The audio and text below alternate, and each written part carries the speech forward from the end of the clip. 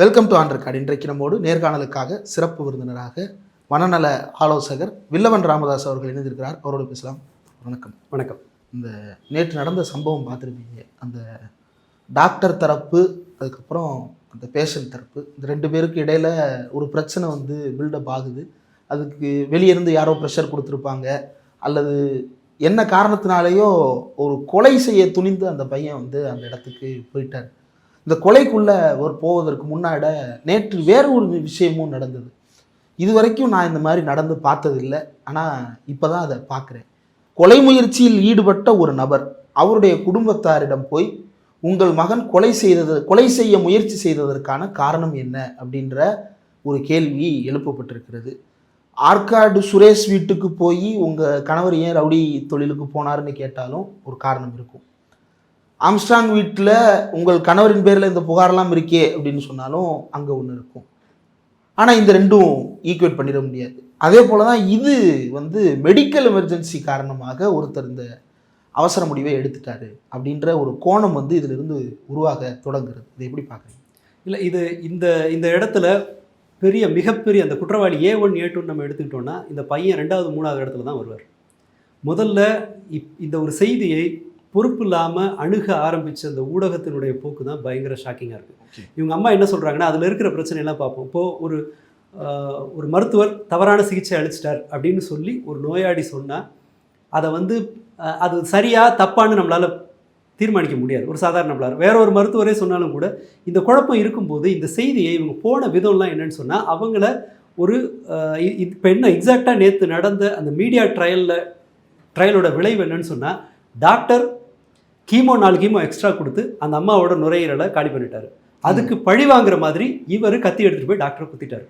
இப்படி ஒரு ஒரு ஒரு நரேஷன் தான் இங்கே வந்து பில்ட் ஆகி இன்னைக்கு வந்து வெளியில் வந்து நிற்கிது. இல்லை, இது இன்வெஸ்டிகேட்டிவ் ஜேர்னலிசம்னு பார்க்க முடியாதா? இதை மீடியா ட்ரையலில் தான் பார்க்கணுமா? எப்போ இன்வெஸ்டிகேஷன் ஜேர்னலிசமாக இருக்குன்னா அவங்க டேட்டா ஃபேக்ட் அந்த ஒரு குரோனாலஜிக்கலாக இந்த பிரச்சனையை பார்த்துருந்தாங்கன்னா, இந்த டைமில் டாக்டர் இந்த டைமில் இந்த ஹாஸ்பிட்டல் போயிருக்காங்க, அதன் பிறகு இங்கே வந்திருக்காங்க, அவங்களோட ரிப்போர்ட் இப்படி சொல்லுது, ஆனால் இதோட மெடிக்கேஷன் வந்து அதுக்கு சம்மந்தமே இல்லாமல் இருக்குன்னு ஏதாவது ஒன்று செஞ்சுருந்தால் கூட இதை இன்வெஸ்டிகேஷன் சொல்லலாம். ஆனால் மீடியாக்கள் அந்த அம்மாவினுடைய அந்த குடும்பத்தினுடைய எமோஷனை தாண்டி ஒரு இன்ச்சு கூட நகரலை.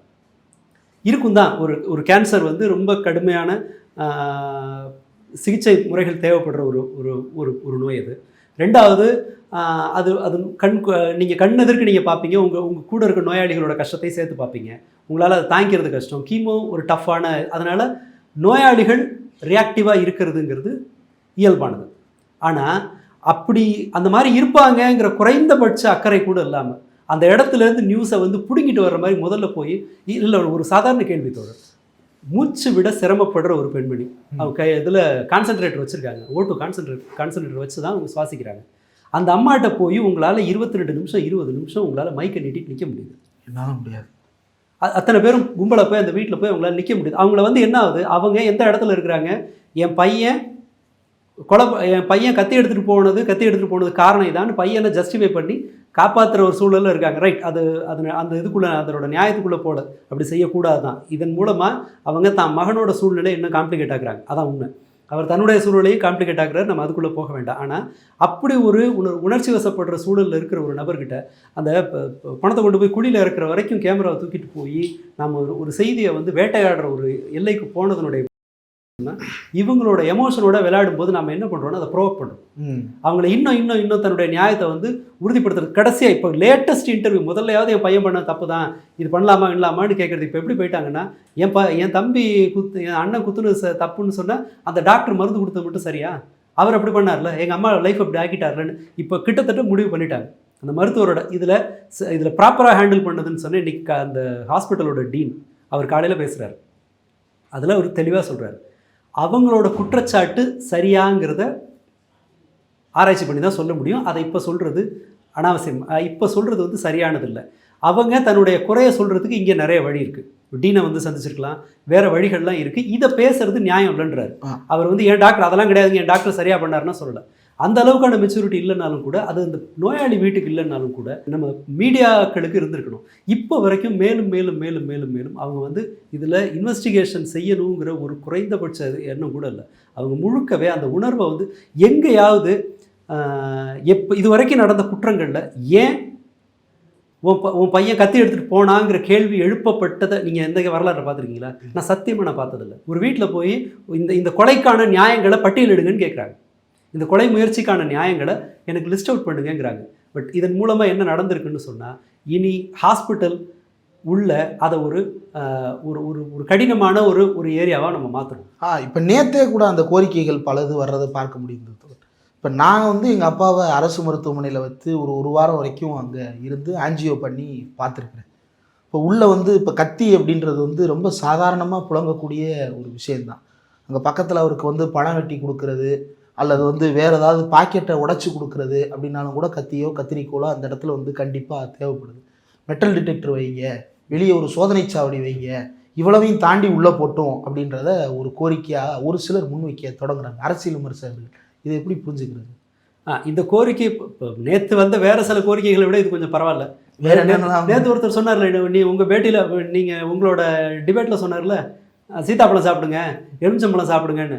இந்த அக்கப்போருக்கு இது கொஞ்சம் பரவாயில்ல. ஆனால் ப்ராக்டிக்கலாக என்னன்னு சொன்னால், ஒரு ஒரு உணர்வுகளை கட்டுப்படுத்த தெரியாத ஒருத்தன் எங்கே இருந்தாலுமே ஆபத்து தான். அந்த ஸ்டாண்ட் இருக்கும்ல, ட்ரிப்ஸ் போடுற ஸ்டாண்டு, அதை விட ஒரு பெரிய இது வேணுமா? அங்கே இருக்கிற கத்தியோ ஊசியோ எது ஒன்றும் ஆயுதமாகலாம்.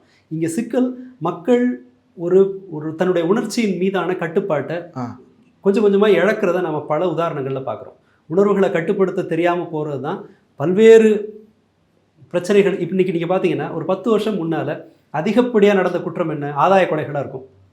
அதை ஒரு கூலிப்பட கொலை, லேண்டுக்காக ரியல் எஸ்டேட் கொலைன்னு நடக்கும். இன்றைக்கி நீங்கள் பட்டியல் எடுத்து பாருங்கள், வீட்டுக்குள்ளே உணர்ச்சி வசப்பட்டு செய்கிற கொலைகள் குற்றங்கள் தான் அதிகம்.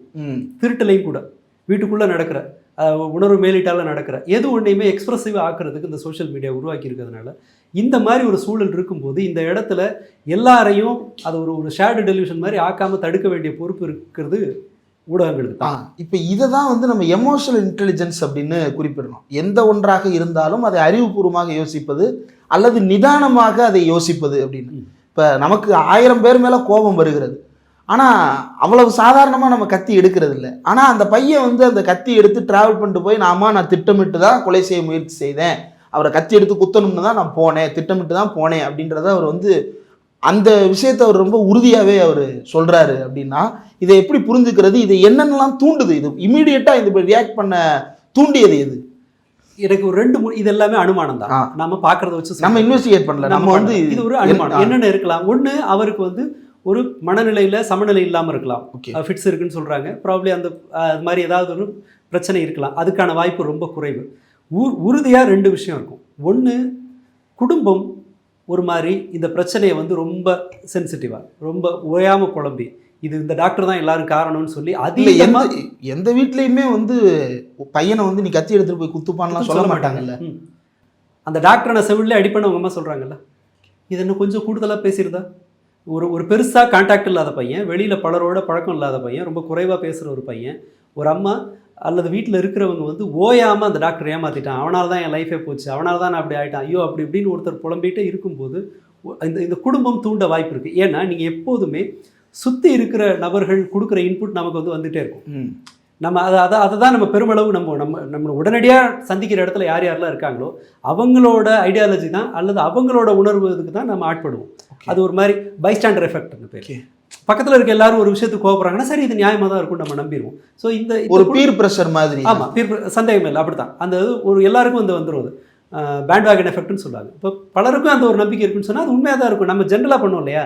நீங்கள் ஒருத்தரை ஒரு பொருளை வாங்க விரும்புகிறீங்க, எல்ஜியா சாம்சங்கான்னு ஒரு குழப்பம் வருதுன்னு சொன்னால் நீங்கள் 10 பேர்ட்ட கேட்பீங்க, 7 பேர் சொல்கிறது. ஏன்னா மெஜாரிட்டி எதை நம்புதோ அது சரியாக இருக்கும்னு நமக்கு தெரியும். ஸோ வீடு வந்து ரியாக்டிவாக இருக்குங்கிற பட்சத்தில் அம்மாவுக்காக அதை செய்யலான்னு அந்த ஒரு வாய்ப்பு இருக்குது. அவர்கள் ரியாக்டிவாக இருக்க வாய்ப்பு இருக்குன்றத அவங்களோட பேட்டி எல்லாமே தெரியும். இவ்வளவு சூழல்லையும் அவங்க அம்மா தான் மகன் இந்த மாதிரி பேசுனா தன்னுடைய மகனுக்கு அது சிக்கலாகுங்கிறத அவங்களால யோசிக்க முடியல. அவங்க இதுக்கு முன்னாடி செஞ்சுருக்கலாம். இன்னொன்று, இவங்க கொஞ்சம் நிதானமாக யோசிக்க தெரியாதவங்கிறதுக்கு வேற ஒரு உதாரணம், ஃப்ரீக்வெண்ட்டாக மருத்துவமனைகளை மாற்றிருக்காங்க. இல்லை அது அவ்வளோ பெரிய குற்றமா? குற்றம் இல்லை, இது எதையுமே நான் குற்றம்னு சொல்கிறேன். ரியாக்டிவாக இருக்கிறத கூட நான் குற்றம்னு சொல்கிறேன். ஒன்று இன்னொருத்தருக்கு வேற மாதிரி எல்லாமே காரணிகள் ஒன்றொன்னா சேருது, அதனுடைய பின்விளைவுகள்னு தான் நான் சொல்கிறேனே தவிர ரியாக்டிவாக இருக்கிறத நான் ஒரு குற்றம்னு சொல்லலை. அந்த ரியாக்டிவ் சூசைடாக இருந்தால் ஓகே, அது அந்த வீட்டுக்கு டேமேஜ் தானே, அது டாக்டருக்கு இல்லை, தற்கொலையாக இருந்தால் அதை கூட்டு நான் இருந்து நான் என்ன பண்ண போகிறேன், நான் எல்லாமே என் பிள்ளைங்க என்ன வாழும், இந்த மாதிரியெல்லாம் புலம்புனா நம்ம ஸ்கூலில் நான் பல சமயத்தில் பார்த்துருக்குறேன். அம்மா வந்து உனக்காகத்தான் தம்பி நான் வாழ்கிறேன், நான் வாழ்கிறதே உனக்காகத்தாங்கும் போது குழந்தைங்களுக்கு அது என்ன வேணும், அம்மாக்காக நான் செய்யணும்னு பாதி பேருக்கு தோணும். பாதி பேருக்கு என்ன தோணும்னா, ஐயோ எங்கள் அம்மா இவ்வளோ கஷ்டப்படுது, நான் இப்படி யூஸ்லெஸ்ஸாக படிக்காமல் இருக்கனே, நான் வாழ்கிறதே வேஸ்ட்டுன்னு நினைப்பாங்க. அது தப்புன்னு சொல்ல முடியாது. இல்லை, நான் எங்கள் வீட்டுக்கு ஏற்ற வீட்டில் ஒரு சம்பவம் பார்த்துருக்கேன். ரொம்ப சின்ன வயசில் இருக்கும் பொழுது ஏற்ற வீட்டில் ஒரு பாட்டி, அவங்களால நடக்க முடியல, அவங்க யூரின் போகணும்னா கூட அவங்க வீட்டில் இருந்த ஆண்கள் எல்லாரும் இறந்துட்டாங்க. அவங்க மருமக, சின்ன மருமக, அவங்க பொண்ணு, இவங்க தான் இருக்கிறாங்க. எல்லாருக்கும் சிரமம் கொடுக்குறேன் அப்படின்னு அவங்க புலம்பிகிட்டே இருக்கிறாங்க. அவங்க ஒரு கட்டத்தில் வந்து என்னை கொன்றுனே புலம்ப ஆரம்பித்தாங்க. ஒரு நாள் இரவு அவங்க என்ன செஞ்சுட்டாங்க அப்படின்னா, ரொம்ப தடுமாறி போய் மண்ணெண்ணெய் கேன் எடுத்துகிட்டு வந்து அவங்க பெட்லேயே அப்படி கொளுத்திக்கிட்டாங்க. இப்போ இது கண்ணு முன்னாடி நான் பார்த்தேன். அந்த ரியாக்ஷன் வந்து எந்த எல்லைக்கு போகும் அப்படின்றத பார்த்துருக்கேன். ஸோ இந்த புலம்பல் வந்து ஒருத்தரை இட்டு நோக்கிட்டேன். ஆனால் இப்போ அவங்களோட அந்த ரியாக்டிவாக இருக்கிறதுங்கிறத அது ஒரு குற்றம் நாக்கல, அது ஒரு காரணின்னு சொல்கிறேன் நீங்கள் சொல்கிற மாதிரி. ஸோ இந்த குடும்ப சூழல் ஒரு காரணமாக இருக்கலாம். ஏன்னா அது ஒரு பெரும் ஒரு பெரிய தண்டனைக்கு ஆளாயிட்டோம், ஒருத்தன் ஏமாத்திட்டாங்கிறதுல அதை தீர்மானிக்கிறது நம்மளை தவிர. இந்த மாதிரி சமயத்தில் ஒருத்தர் என்ன செய்யலாம், போய் வேற ஒரு டாக்டரை, ஜென்ரல் ஃபிசிஷியனை கூட கன்சல்ட் பண்ணலாம். இந்த மாதிரி ஆயிருக்கா என்னன்னு சொல்லிட்டு ஒரு நோயோட தீவிரத்தை இவர்கள் அத்தனை பேரும் உறுதியாக நம்புற மாதிரி தெரியுது அப்படின்னா நிறைய டிஸ்கஸ் பண்ணியிருக்கலாம். 4 கீமோ எக்ஸ்ட்ரா பண்ணிட்டாங்க, அதனால என் நுரையீரல் போச்சுன்னு சொல்லி. இந்த லாஜிக் மேலே எனக்கு இருக்கிற பயம் என்னன்னு சொன்னால், இது வெறுமனே அந்த குடும்பத்துக்குள்ளே இருந்த பிரச்சனையை நாம் ஃபோக்கஸ் லைட்டை போட்டு, ஊடகங்கள்லாம் ஃபோக்கஸ் லைட்டை போட்டு என்ன பண்ணுறாங்கன்னா எல்லா வீட்டு ஹாலுக்கும் கொண்டு போய் சேர்த்துருக்காங்க. இனி ஒவ்வொருத்தனும் தன்னோட ரிப்போர்ட்டை சந்தேகப்படுவான். இனி ஒவ்வொரு டாக்டரும் தன்னோட ட்ரீட்மெண்ட்டை ரொம்ப ஜாக்கிரதையாக ஒரு ஸ்டெப் எடுப்பாங்க. ஒரு சிகிச்சைங்கிறது ஒரு அனுமானம். இந்த நோயாளிக்கு இந்த நோய் இருக்கலான்னு நாம் வந்து போதுமான தரவுகளை வச்சு ஒரு முடிவுக்கு வரோம். அது ஒரு அசம்ஷன். அந்த அசம்ஷனில் இந்த மருந்து அதுக்கு பொருத்தமாக இருக்கலாம் நம்ம கொடுக்குறோம். ஒரே மருந்து உங்களுக்கு ஒரு அளவு வேலை செய்யும், எனக்கு ஒரு அளவுக்கு கம்மியாக வேலை செய்யும். இந்த நோயோட தீவிரத்தையும் நம்ம அப்படி தான் தீர்மானிக்கிறோம். இது வந்து ஒரு நோயாளி, ஒரு டாக்டரோட அனுமானம், நோயாளியோட அந்த கோஆப்ரேஷன், இந்த ரெண்டுக்குமே ஒரு நிதானம் தேவை. இந்த ரெண்டுக்குமே ரெண்டு எண்டுமே ஒரு சர்டைன் ரிஸ்க் எடுக்கணும். இல்லைன்னா பேராசிட்டமால் கூட ஒரு ரிஸ்க் ஆகலாம், வாய்ப்பு இருக்குது. ஸோ இந்த இடத்துல இது ஒரு பெரிய டேமேஜை புல்டோசர் வச்சு குளிய தோன்ற மாதிரி நம்ம இங்கே பண்ணியிருக்கிறாங்க. இப்போ என்ன, ஒரு டாக்டர் இது வந்து ஒரு இன்ஃபெக்ஷனாக இருக்கலாம்னு நினச்சிட்டு வைத்தியம் பண்ணுறதுக்கு போய் நீ எல்லா டெஸ்ட்டையும் எடுத்துடுவான்னு சொல்லி அந்த பக்கம் தள்ளி விடுவாங்க. இப்போ பேஷண்ட் என்ன பண்ணுவாங்க, இந்த டாக்டரோட மிஸ்டேக் இருக்கான்னு பார்க்க ஆரம்பிச்சாங்கன்னா, இந்த 2 தரப்பும் மோதிக்கிட்டாங்கன்னா, நம்ம போலீஸையும் புல்லட்டையும் வச்சு போதைப்பொருள் விற்பனையை கூட தடுக்க முடியாதுன்னு அமெரிக்கா, தென் அமெரிக்கா நாடுகளில் வந்து முடிவுக்கு வந்தாச்சு. ஏன்னா எவ்வளவுக்கு அதிகமாக அவன் துப்பாக்கி இறக்குறானோ, எவ்வளவு போலீஸை இறக்குறாங்களோ அது நடக்கலை. நீங்கள் ஹாஸ்பிட்டலில் மட்டும் போலீஸை வச்சு ஸ்மூத்தாக ரன் பண்ணிட முடியுமா? இதில் ஒரு 2 தரப்புக்குமான அண்டர்ஸ்டாண்டிங்கில் தான் இருக்குது. விவாதிக்கலாம், ஆட்கள் போதாமல் இருக்குது, அல்லது ஆன்காலஜி சைடில் அது ஒரு ஆன்காலஜி ஒப்பீட்டளவில் என்ன சொல்கிறார், ஆன்காலஜி டாக்டருக்கும் அந்த ஸ்ட்ரெஸ் இருக்கும். நீங்கள் கவனிச்சிங்கன்னா டெத் ரேட், ஏன்னா ஒரு கார்டியாலஜி உங்களுக்கு கிட்னி ஃபெயிலியரா, உங்களுக்கு ஆல்டர்னேட் உறுதியான சிகிச்சைகள் நிறைய இருக்குது. கிட்னி ஃபெயிலியர் இருக்கும், இல்லை ஒரு கார்டியாலஜி இருக்கிற டாக்டருக்கு அவருக்கு வந்து அவரால் வந்து 90%க்கு மேலே 90 கிட்டத்தட்ட 100% சக்ஸஸ் ரேட் காட்ட முடியும். உறுதியாக இறந்துருவாங்கன்னு தெரிஞ்ச ஒரு நோயாளியை கண்ணெதிர்க்க சில நாள் இவ்வளவு நாள் வாழப்போகிற நோயாளின்னு தெரிஞ்சு ஒரு நோயாளியை எடுக்கிற அந்த டாக்டருக்கு ப்ரெஷர் இருக்கும். ஒரு அரசு மருத்துவமனையில் ஒரு நோயாளிகள் நீங்கள் நிறுத்த முடியாது, ப்ரைவேட் ஹாஸ்பிட்டலில் நீங்கள் நிறுத்தலாம். அமெரிக்காவில் 3 பேஷண்ட்டை பார்த்து 4 பேஷண்ட்டை பார்த்து அதிகம்ன்றாங்க ஒரு டாக்டர். ஜென்ரலாகவே சைக்காட்ரிஸ்ட்டும் அதே தான் சொல்லுவாங்க. அதுக்கு மேலே பேஷண்ட் பார்க்கணும் விருப்பப்பட்டாலும் வெயிட் தான் பண்ணணும். ஆமாம், அந்த எல்லைக்கு மேலே அவங்க பார்க்க மாட்டாங்க. சிஸ்டம் எப்படின்னு நமக்கு தெரியாது, இவ்வளோ பேரை பார்க்கணும் இருக்கு. எங்களுக்கு இருக்குது கவுன்சிலிங் வந்து 3 கவுன்சிலிங் தான் ஒரு நாளைக்கு, 4 வேணால் நீங்கள் பார்க்கலாம். ஆனால் ஒரு மருத்துவமனையில் அதை நீங்கள் சொல்ல முடியாது. இந்த மாதிரியான ஒரு அரசு மருத்துவமனை நீங்கள் 20 பேர் 25 பேர் கூட சர்வசாதாரணமாக பார்க்கணும். இந்த டாக்டர் ஹெச்ஓடி மாதிரி இருக்கிறவங்கலாம் தாம் மண்டைக்குள்ளே வந்து 100 கேஸை பார்த்துக்கிற மாதிரி இருக்கணும். இந்த இடத்துல யாருடைய புரிதல் குறைவை வந்து நம்ம குறைன்னு சொல்ல முடியும்னு பார்த்தா, யாருக்கு டேமேஜ் அதிகமோ அவங்க தான் நிறைய ரெஸ்பான்சிபிளாக இருக்கணும். அதான் ப்ராக்டிக்கலி அதான் சொல்யூஷன். ஒரு டாக்டரோட நம்பர் ஆஃப் பேஷண்ட்டை உங்களால் குறைக்க முடியாது. ஒரு நோயாளியோட பதட்டத்துக்கும் நம்ம ஒன்றும் பண்ண முடியாதுன்னா யார் இந்த இடத்துல ரெஸ்பான்சிபிளாக இருக்கணும்? டாக்டர் ஒருவேளை தப்பாகவே சிகிச்சை அளிச்சிருந்தாலும் அவருக்கு அந்த இம்யூனிட்டி இருக்குது. நான் ஒரு அசம்ஷனில் அந்த ட்ரீட்மெண்ட் எடுத்தேன், தப்பாக ஆகிடுச்சுன்னு அவருக்கு அந்த இம்யூனிட்டி இருக்குது. ஒரு நோயாளி கத்தியால் குத்துறது வந்து உணர்ச்சி வசப்படுறதுக்கு வந்து அவரை தன்னை காப்பாற்றிக்கிறதுக்கு வழி கிடையாது.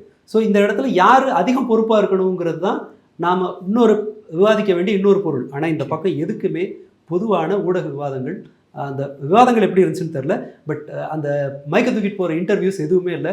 கமெண்ட்ஸை பார்த்தா தெரியும் இது எவ்வளோ பெரிய டேமேஜை நம்ம உருவாக்கியிருக்கோம். இல்லை, ஊடகத்தினுடைய பங்குன்னு வரும்போது சமூக ஊடகத்தினுடைய பங்கு அப்படின்றத எப்படி பார்க்குறது அப்படின்ற கேள்வி வருது. இப்போ இன்றைக்கி வந்து இப்போ மனநல பிரச்சனை ஏதோ ஒன்று வருது அப்படின்னு நம்ம நினைக்கிறோம்னாலும் கூட இப்போ எல்லாருமே தனக்கு டிப்ரெஷன் இருக்கிறதா கருதிடுறாங்க, எல்லாருமே தான் ஒரு ஸ்ட்ரெஸ்ஸில் இருப்பதா கருதுறாங்க. ஒரு நாளைக்கு ஒரு சிகரெட்டு குடிக்கிற எல்லாருமே தான் கேன்சரோடையே வாழ்கிறதா கருதுறாங்க. திடீர்னு ஒருத்தருக்கு இருமல் அதிகமாயிருச்சு அப்படின்னா அவர் வந்து தனக்கு டியூபர்குலோசிஸ் வந்துட்டதா நம்ப தொடங்கிடுறாரு. இது ஒரு கூகுள் சர்ச்சில் வந்து நம்ம போடும் பொழுது அது எல்லா பாசிபிலிட்டியும் காட்டுது. அதில் எது வந்து ஹையஸ்ட்டு லீஸ்ட் பாசிபிளோ அதை நம்ம இதுதான் எனக்கு இருக்க வாய்ப்பு இருக்குது அப்படின்னு சொல்லி கருத ஆரம்பிச்சிடுறோம். இது எல்லார்ட்டையுமே இருக்குது. இப்போ இதை கொண்டு போய் நம்ம டாக்டர்கிட்ட நிப்பாட்டும் பொழுது அது ஒரு சிக்கலை ஏற்படுத்துது. அதோட தொடர்புடையதாக எமோஷன்ஸை ஆம்ப்ளிஃபை பண்ணுறதையும் கூட பார்க்க முடியுது. இப்போ அந்த அம்மா பேசிட்டாங்க அப்படின்னா, இப்போ நேத்தே போட்டாங்க அம்மா சாங்ஸு, தாய் போல வருமா அப்படின்னு பிஜிஎம் போட்டு நேற்று அந்த கொலை முயற்சியை ஜஸ்டிஃபை பண்ணுற அந்த எடிட்ஸ் வந்து தொடங்கி விட்டது. யுவராஜ், கோகுல்ராஜ் கொலை வழக்கு யுவராஜுக்கு வந்து எப்படி வந்து ஒரு சாதி வெறி பாட்டை போட்டாங்களோ, இப்போ இங்கே வந்து அம்மா பாசம் அப்படின்ற ஒன்றை முன் வச்சுருக்காங்க. அம்மா பாசத்துக்காக என்னன்னாலும் பண்ணலாங்க அப்படின்ற ஒரு எமோஷன் வந்து அந்த இடத்துல ட்ரிகர் ஆகுது. இதை எப்படி பார்க்குறீங்க?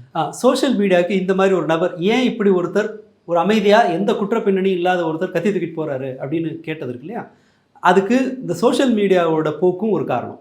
ஏன்னா இது எதை வளர்க்குதுன்னு சொன்னால் இன்ஸ்டண்ட்டாக ரியாக்ட் பண்ணுறத இது வந்து ஊக்குவிக்குது.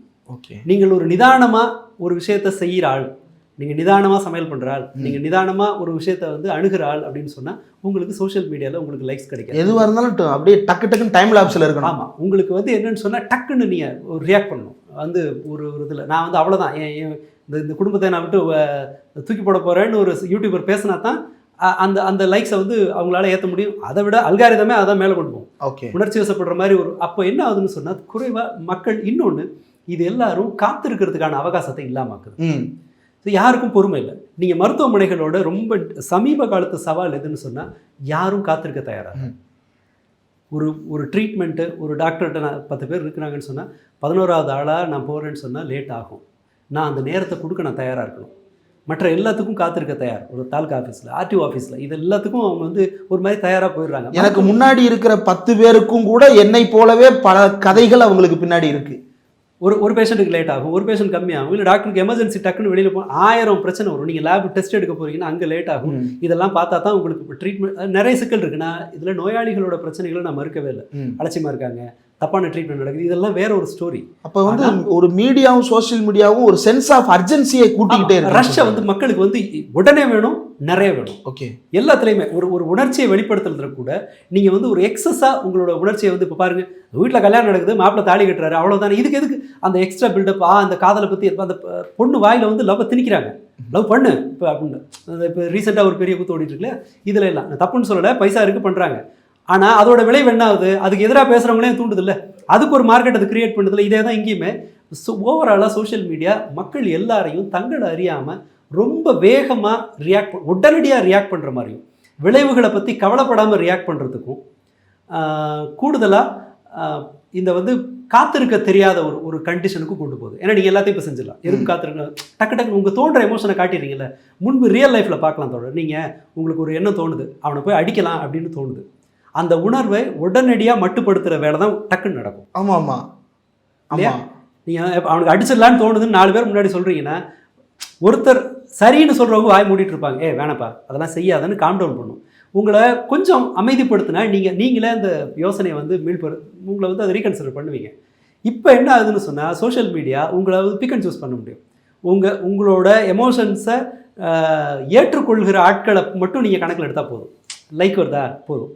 அந்த இப்போ ஜாதி வெறி ஸ்லோகன்லாம் பசங்க சொல்கிறாங்கல்ல, இதை ரோட்டில் வந்து ஈவன் சொந்த ஜாதிகாரனே அதை அலோவ் பண்ண மாட்டான். எதுக்குடா போலீஸ் கேஸ் வாங்கிக்க போகிற, கம்முன்னுறான்னு சொல்லுவான்.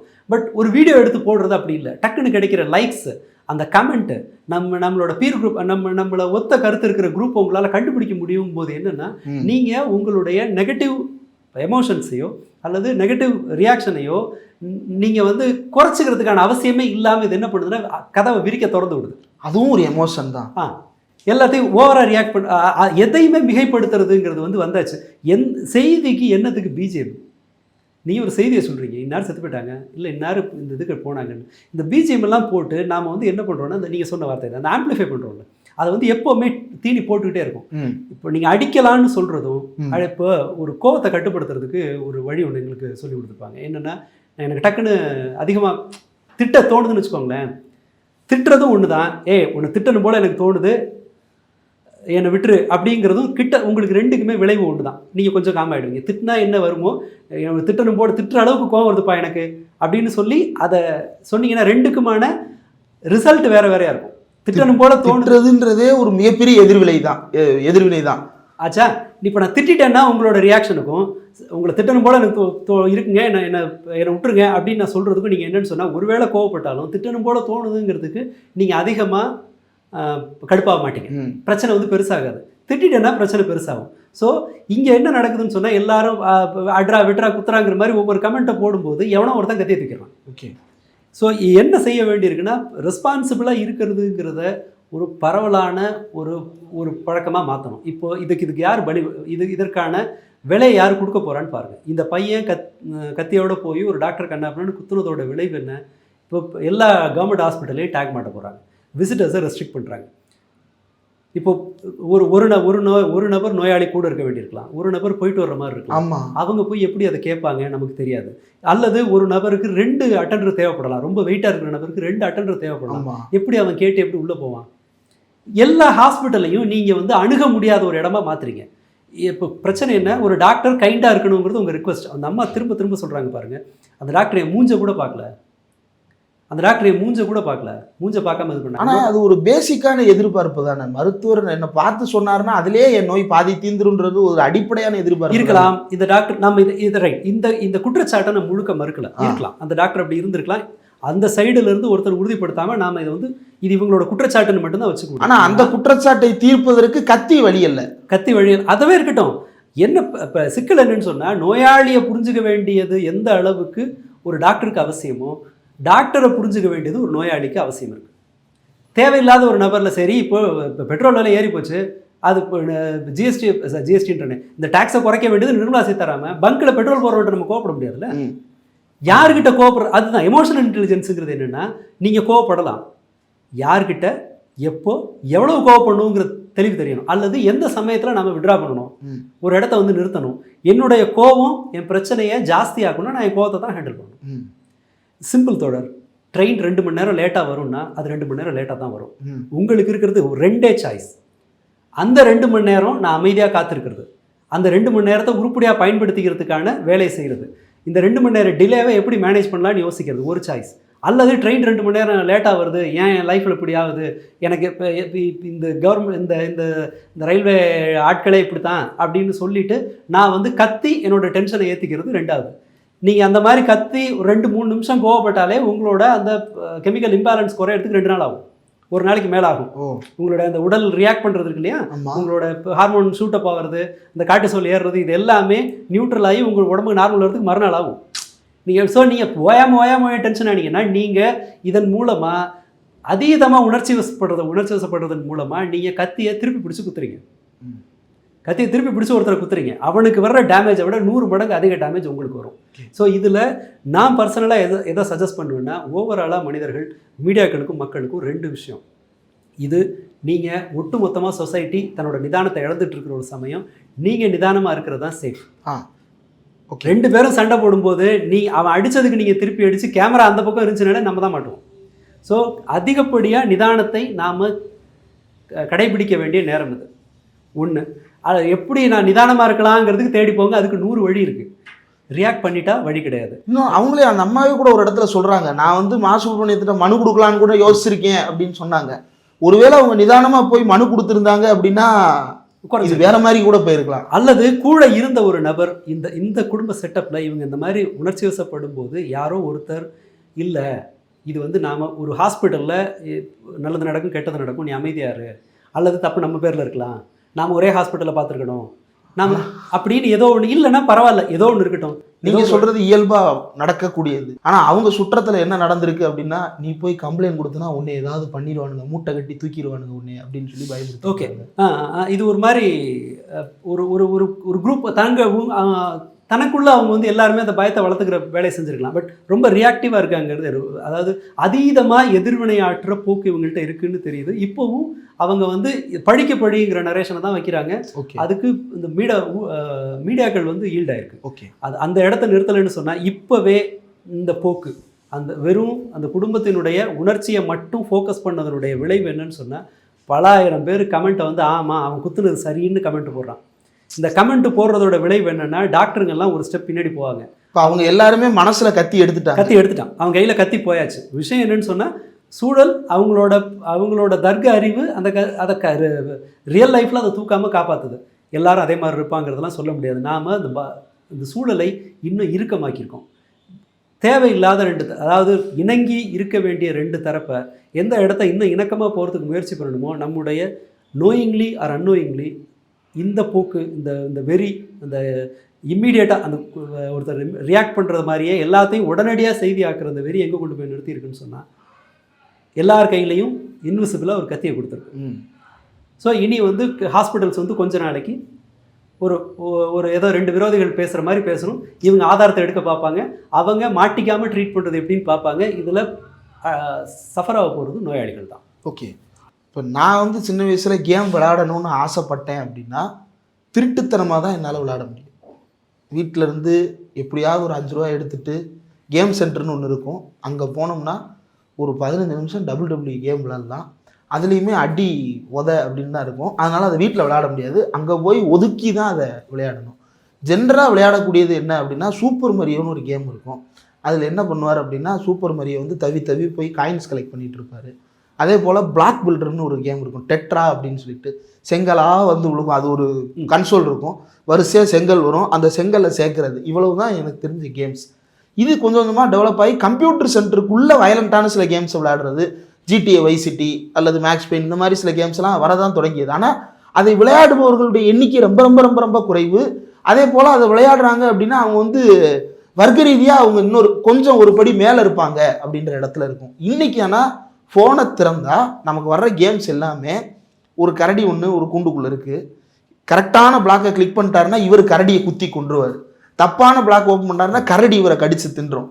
இப்படி தான் கேம் விளம்பரங்களே வருது. இந்த கேம்ஸை எப்படி பார்க்குறது, இது இப்போ நம்ம இளைஞர்களுக்கும் அடல்ட்ஸுக்கும் பேசணும், குழந்தைகள் மத்தியில் இது பெரிய சிதைவு ஏற்படுத்தாதா? கண்டிப்பாக ஆச்சு. இப்போ பாருங்கள் நீங்கள் இப்போ குற்றங்களோட இதை பார்த்தீங்கன்னா சில சின்ன பசங்க ஈடுபடுற குற்றங்கள்லாம் சொல்கிறேன்.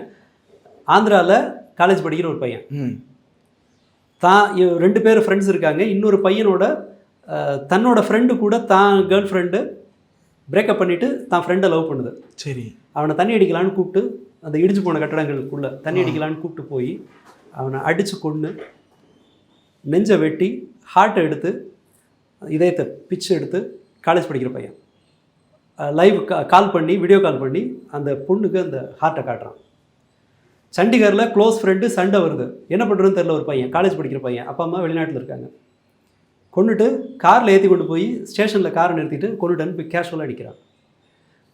அதே நார்த் இந்தியாவில் ஒரு பையன் 9 வயசு 9-10 வயசு பையன் தான் தங்கையை ரேப் பண்ணி கொன்னுடுறான். அம்மா அக்கா பாடியை டிஸ்போஸ் பண்ணுறாங்க.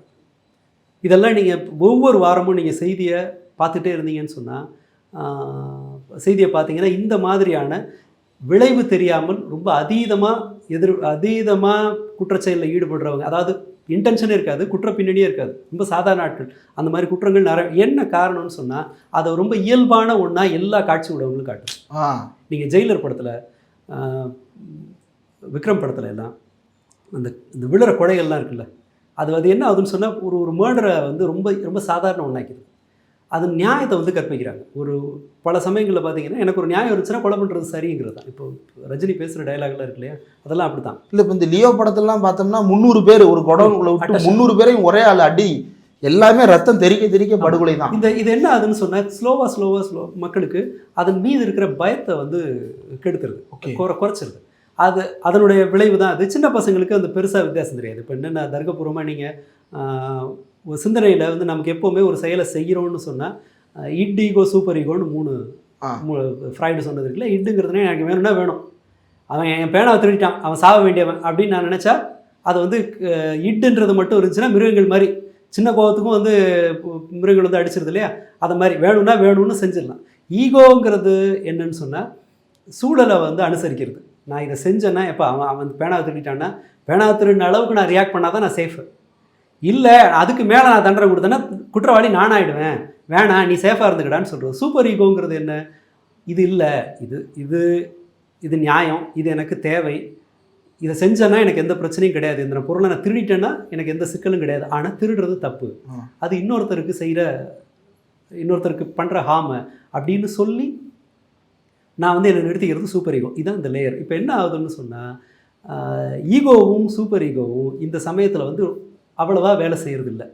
நமக்கு டக்குன்னு அந்த ஒரு செயலை செஞ்சிடறதுக்கான ஸ்பேஸ் கிடைக்குதுங்கிறதுனால நம்ம என்ன பண்ணுறோம்னு சொன்னால் இதெல்லாம் ஒன்றும் நார்மல், இது ஒரு ஆபத்து. எந்த படத்துலையாவது போலீஸ் ஸ்டேஷனோட ப்ரொசீஜர் இந்த மாதிரி வந்து ரத்தம் தெரிக்கிற படங்களில் சாதாரண நபருக்கு போலீஸ் ஸ்டேஷனோட ப்ரொசீஜர் எவ்வளோ டஃப்ன்றது காட்டியிருக்காங்களா? ஒரு கொலையை எவ்வளோ ஈஸியாக செய்யலாங்கிறது எல்லாரும் காட்டுறாங்க. அதன் பிறகு ஒரு சாதாரண குற்றத்திற்கு பிறகு போலீஸோட ப்ரொசீஜர் எவ்வளோ கொடூரமாக இருக்கும். அங்கே போயிட்டு வர்றது நீங்கள் வெறும் விசாரணைக்கு போயிட்டு வரதே இதாக இருக்கும், கண்டுக்க மாட்டாங்க, எங்கே அது ஒரு மாதிரி பயமாக இருக்கும் அதோட சூழ்நிலையை. ஜெயிலுக்கு போகிறது இன்னும் கொடுமை, அண்ட்ரஸ் பண்ணி உள்ளே கூட்டிகிட்டு போவாங்கங்கிற இந்த காட்சியெல்லாம் இது வந்து அது எவ்வளவு கடினமானதுங்கிறது வந்து எங்கேயுமே காட்சிப்படுத்தப்படுறதே இல்லை. ரீசெண்டாக இந்த வன்முறையாக காட்சிப்படுத்த அது ரொம்ப தன்னறியாமல் இயல்பாயிடுது. அது ஒரு பெரிய பிரச்சனை தோழர். இது வந்து நாம் இதை பற்றி பெருசாலாம் ஏன்னா எல்லாமே நார்மல் ஆனதுனால விட்டுறோம். குடும்பத்தோட இந்த மாதிரியான படங்களை வந்து ரொம்ப சர்வசாதாரணமாக பார்க்குறோம். ஸோ ஸ்கூலில் நடக்கிற சண்டைகள்லாம் பார்த்தீங்கன்னா முன்னாடி இருக்க மாதிரிலாம் இல்லை. முன்னாடிலாம் அடிச்சுக்குவாங்க, கட்டி விட்டுறதுலாம் இருக்கும். ஆமாம், இப்போ கையை எப்படி தான் போகுது பசங்களுக்கு, இப்படி தான் இந்த குத்துறதெல்லாம் வந்து பயங்கர கஷ்டமாக தான் இருக்குது பார்க்குறதுக்கு. அந்த பாரை வந்து ரொம்ப மோசமாக நம்ம ரைஸ் பண்ணிட்டோம். ஓகே, இது நிச்சயமான ஒரு விளைவு இருக்குது. அதற்கான இன்னைக்கு நீங்கள் இதை வந்து ரிப்பேர் பண்ண ஆரம்பிச்சிங்கனாலும் சரி பண்ணுறதுக்கு 10 வருஷம். Okay, right.